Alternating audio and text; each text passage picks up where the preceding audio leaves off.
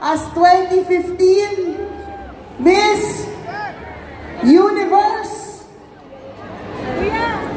Ako naman, kilala ko siya bilang isang napakabait na tao. Alam niyo kung bakit, mga kababayan? Siya ay nag-volunteer na ipahiram ang kanyang pangalan, plataforma, oras ng libre para sa OWA at sa OFW. Mga kababayan, pati ticket niya, siya nagbabayad. Grabe talaga yung pagmamahal niya. Alam niyo kung bakit, mga kababayan? Ang hindi nakasulat sa Wikipedia at sa kwento niya, siya na magsasabi sa inyo. Pero entrahan ko na, katulad niyo siyang OFW. Mga kababayan, our 2015 Miss Universe, ladies and gentlemen, taga Dubai, Pia Alonso Wurzbach Johnson.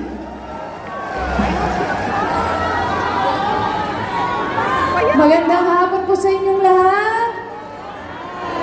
Okay, tanggalin ko to para ayos. Ayan. Napakasaya ko na makasama kayo dito, lalo na dito sa Dubai, dahil tulad po na nabanggit ni Admin PY kanina, taga dito rin po ako. Ilang taon na po, pero ngayon na ako nakakita na ganito karaming Pilipino. Kaya sobrang saya. Ayan, saan ko ba sisimulan? Unang-una, maraming salamat sa pagpunta nyo dito. Alam ko yung iba sa inyo dito kanina pang umaga. Yung iba siguro talagang hindi pa lumalabas ang araw, ay mga nandito na kayo, naghihintay kayo. Kaya maraming salamat sa patience nyo, sa mga naghihintay at naghihintay pa rin. Tulad nga po nung nabanggit kanina, 2,000 po yung nag-pre-register. Actually, ang in-expect po yata ay mga ganun lang din ang dadating, pero hindi po namin akalain na mas marami pang mga OFW.